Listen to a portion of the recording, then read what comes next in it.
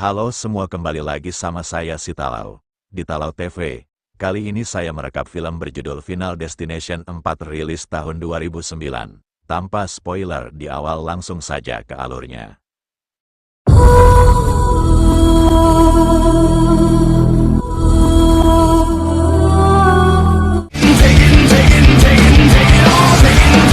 Film diawali dengan pria bernama Nick. Dia sedang menonton balap NASCAR bersama teman-temannya. Ketika sedang asyik menonton, tiba-tiba Nick mendapatkan firasat yang gak enak. Tidak lama kemudian terjadi kecelakaan besar pada balapan tersebut yang menewaskan Nick bersama teman-temannya.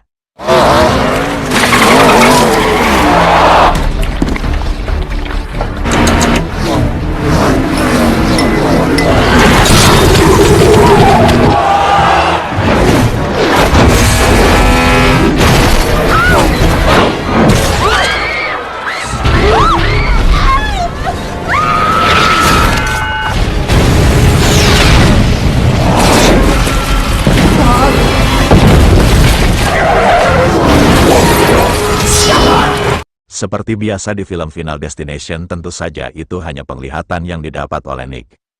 Kemudian Nick melihat kejadian persis sama seperti apa yang dia lihat sebelum kecelakaan. Ada ibu-ibu yang memasangkan tampon ke telinga anaknya. Ada orang yang memakai topi cowboy akan duduk di depan mereka. Ada orang yang berteriak di depan mereka. Kemudian Nick menjelaskan kalau sebentar lagi bakal ada kecelakaan besar yang akan menewaskan banyak orang di tempat ini. Temannya bernama Han dan pacarnya bernama Janet.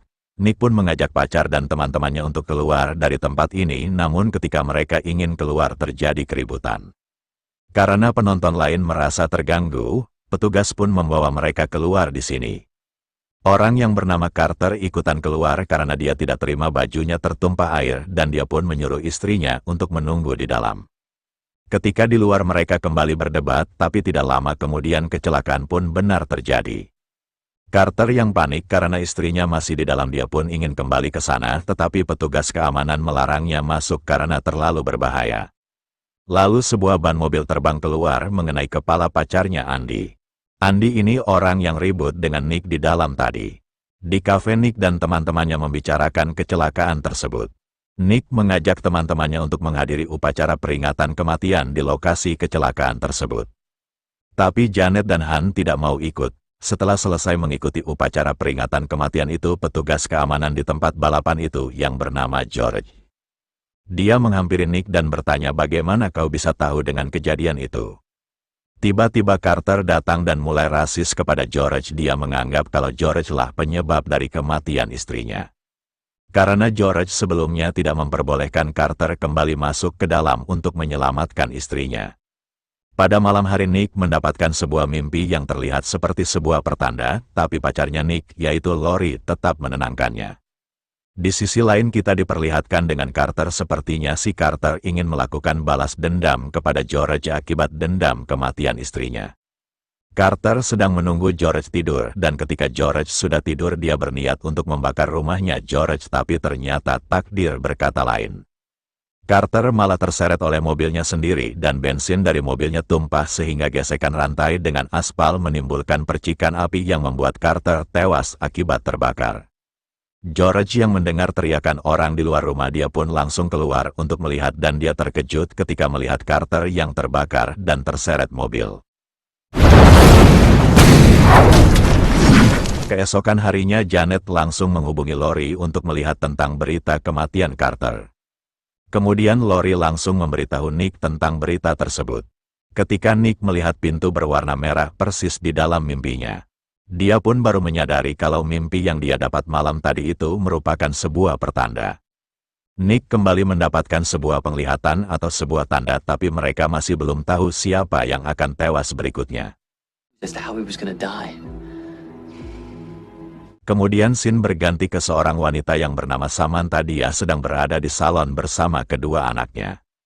Samantha ini adalah seorang ibu yang memasukkan tampon ke telinga kedua anaknya pada saat di balapan NASCAR. Kedua anak Samantha ini sedang bermain lempar batu yang hampir mengenai tukang rumput di depan salon itu. Samantha pun memberikan uang 20.000 ke anaknya untuk pergi membeli permen di sebelah salon biar kedua anaknya ini enggak mengganggu orang saat bekerja. Sementara Samantha masuk ke salon untuk merawat rambutnya. Lalu setengah jam kemudian anak-anaknya Samantha kembali ke salon dan mereka membuat kekacauan di salon. Samantha hampir terkena kipas yang terlepas dari atas tapi beruntung saja kipas itu jatuh tidak mengenai Samantha. Samantha pun meminta maaf atas kelakuan anak-anaknya yang nakal. Dia pun mengajak anaknya untuk pergi dari sana. Baru saja dia membuka pintu, batu yang dilempar anaknya tadi tidak sengaja terkena mesin pemotong rumput hingga batu itu pun terlempar menembus ke matanya lalu tewas. Kemudian Nick yang mengetahui kematian Samantha, dia pun meminta kedua temannya yaitu Han dan Janet untuk berkumpul. Nick menjelaskan kalau penglihatan yang dia dapat itu merupakan pertanda dari kematian seseorang dan penglihatan itu memberitahu penyebab atau bagaimana cara dari orang itu akan tewas. Tapi Janet dan Han tetap tidak percaya dengan perkataan Nick. Lori coba membantu menjelaskan kalau dia dan Nick sudah mencari bukti-bukti dari internet. Lori menjelaskan di internet mereka menemukan kejadian yang sama seperti yang mereka alami sekarang. Tentang peristiwa kecelakaan pesawat pada penerbangan 180. Kecelakaan beruntun di sebuah jalan tol dan kecelakaan di wahana roller coaster, dan ketiga peristiwa itu kejadiannya sama seperti yang mereka alami sekarang. Di mana ada orang yang mendapatkan penglihatan dan orang yang mendapatkan penglihatan itu menyelamatkan beberapa orang lain dari sebuah kecelakaan, lalu tidak lama kemudian satu persatu orang yang selamat itu tewas dengan kecelakaan yang aneh sesuai urutan dari penglihatan yang orang itu dapat. Mendengar itu Janet dan Han sepertinya sedikit percaya dengan perkataan Nick. Kemudian Han dan Janet pergi dari sana dan Han berkata, jika yang kalian katakan itu benar maka aku akan bersenang-senang dan menikmati setiap detik dari hidupku yang tersisa. Kemudian Nick kembali mendapatkan penglihatan, tapi Nick tidak tahu siapa yang akan mati selanjutnya. Dia pun berencana untuk pergi ke arena balapan tersebut untuk mengetahui urutan kematian mereka. Kalau dia sudah mengetahui urutannya dia pun bisa menyelamatkan orang tersebut. Ketika di sana Nick tetap sulit untuk mengetahui urutannya. Lalu Josh pun datang dan menegur mereka karena mereka menyelinap masuk secara diam-diam. Nick menjelaskan mereka masuk ke sini hanya untuk menyelidiki dan mengetahui siapa yang akan tewas berikutnya. Kemudian Josh mengajak mereka masuk ke kantornya untuk mengecek CCTV pada saat kejadian itu terjadi. Mereka pun mendapatkan petunjuk dan Nick mengingat sesuatu kalau yang akan tewas berikutnya adalah Andy. Where he works. And that's when you die. Keesokan harinya mereka bertiga pun langsung menghampiri tempat kerja Andy dan mereka mengingatkan Andy tentang kematian tersebut. Awalnya Andy ini enggak percaya dan dia mengatakan jika sudah takdirnya mati maka itu akan terjadi dan tiba-tiba. Setelah kematian...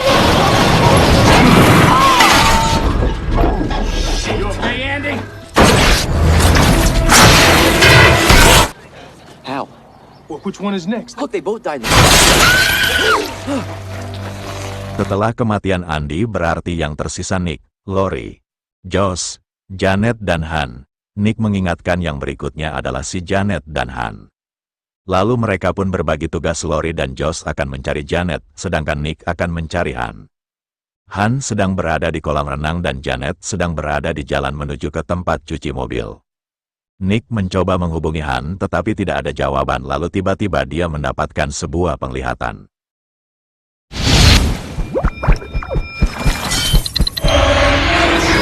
This is Hunt. You know what to do. Nick langsung mengirimkan pesan suara kepada Han dan dia berpesan kepada Han untuk menjauh dari air. Di sisi Han, dia mendengar pesan suara dari Nick. Han berada di pinggir kolam renang ingin membuka pesan suara dari Nick sambil jalan di tepi kolam. Tiba-tiba bocil yang menembakkan air ke arah Han yang membuat HP-nya error dan rusak. Di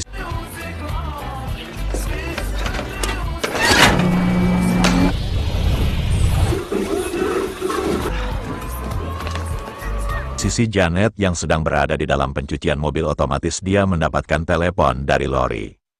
Lori bilang kalau Janet harus menjauh dari air. Mendengar hal tersebut Janet sangat terkejut karena sekarang di sekelilingnya air semua.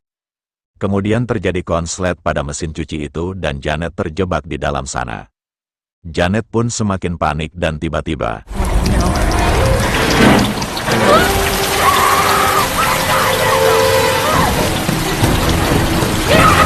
Kembali lagi ke Han di sini, Han tidak sengaja menjatuhkan koin keberuntungannya.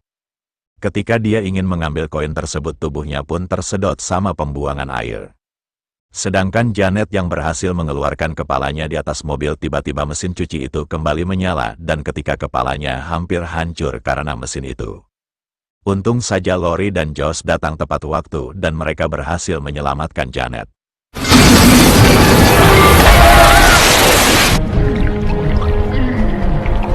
Sedangkan Nick gagal untuk menyelamatkan Han karena tekanan penyedot air itu semakin tinggi. Han tewas karena organ dalamnya tersedot melalui lubang duburnya.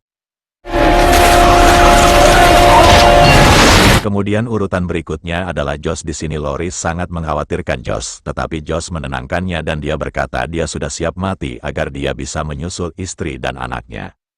Pada malam hari ketika di rumah, Lori berkata kepada Nick kalau dia mengkhawatirkan Josh. Di sisi Josh terlihat seperti pasrah dengan kematiannya. Nick bilang dengan menyelamatkan Janet mungkin telah menghapus rantai kematian itu. Kemudian mereka pun pergi ke rumah Josh. Mereka terkejut yang melihat George sudah ditemukan dalam keadaan gantung diri, tapi ternyata Josh masih hidup dan mereka berhasil menyelamatkannya. Kemudian Josh berkata kalau memang sekarang adalah gilirannya, dia hanya ingin memberikan apa yang Tuhan mau, yaitu kematian. Josh sudah seharian berusaha melakukan aksi bunuh diri, tapi dia malah gak mati-mati dan Lori berkata mungkin benar, dengan menyelamatkan Janet mereka sudah menghapus urutan kematiannya dan mereka pun merayakannya sambil minum-minum dan makan. It's a break in the chain. Apple cider Thank and a God. toast. Mm-mm. Beberapa hari berlalu, Lori yang sedang berada di mall menelepon Nick untuk mengajaknya nonton sebuah film. Nick menolaknya karena Nick mempersiapkan keberangkatan mereka ke Amsterdam. Terpaksa Lori hanya menonton bersama Janet. Tidak lama kemudian Nick kembali mendapatkan penglihatan dan ternyata masih ada satu orang lagi yang selamat dari kecelakaan tersebut, yang dimana urutan kematiannya sebelum Josh dia adalah bapak-bapak bertopi koboi yang bernama Jonathan yang diberitakan dia di rumah sakit dalam keadaan sekarat. Kemudian Nick langsung menghubungi Josh dan dia mengatakan kalau urutan rantai kematiannya salah karena masih ada satu orang yang selamat tanpa sepengetahuan mereka. Nick meminta Josh untuk datang ke rumah sakit dan membantunya mencari orang tersebut. Di rumah sakit seorang petugas lupa mematikan keran air yang membuat ruangan itu banjir dan airnya merembes ke bawah tepat di ruangannya Jonathan. Jonathan yang mengetahui kalau ada kebocoran di atas, dia pun berusaha menghindarinya.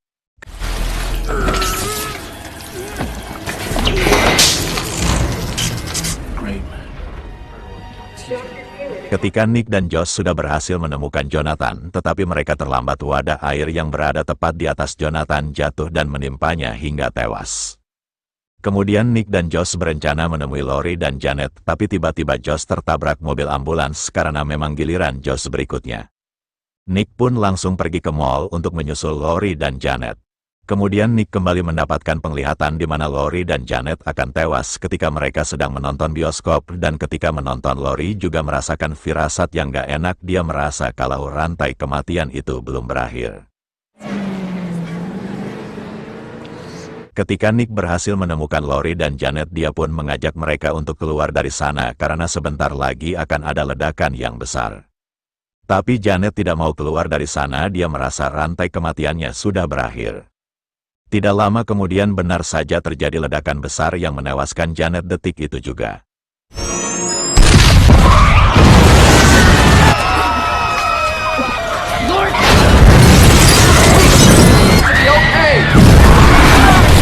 Ketika Nick dan Lori ingin pergi dari sana untuk menyelamatkan diri mereka, mereka malah terjebak di eskalator yang menewaskan Lori tergiling di dalam eskalator itu.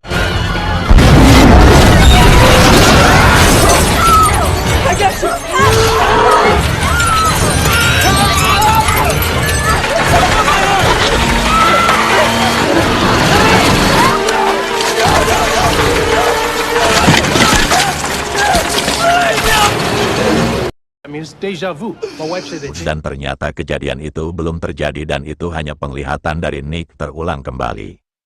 Nick yang tahu Josh akan tewas ditabrak oleh mobil ambulans. Dia coba ingatkan Josh, tapi Josh sudah keburu tewas ditabrak oleh mobil ambulans.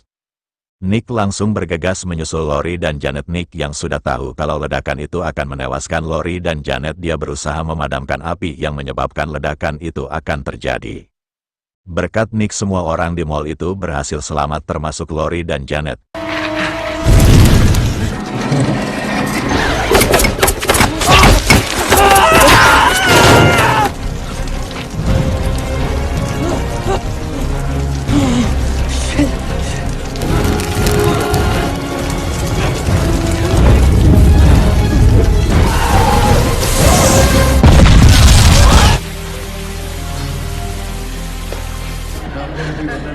Dua minggu kemudian, Nick, Lori dan Janet nongkrong di sebuah kafe. Di kafe itu, Nick kembali merasakan firasat yang gak enak dan dia merasa ancaman kematian kembali datang kepadanya. Kemudian Nick berkata bagaimana kalau mereka tidak merubah apapun dan bagaimana jika mereka berada di sini berdasarkan rencana awal kematian lalu tiba-tiba. Right now was the plan from the beginning. Talking about. What if us being here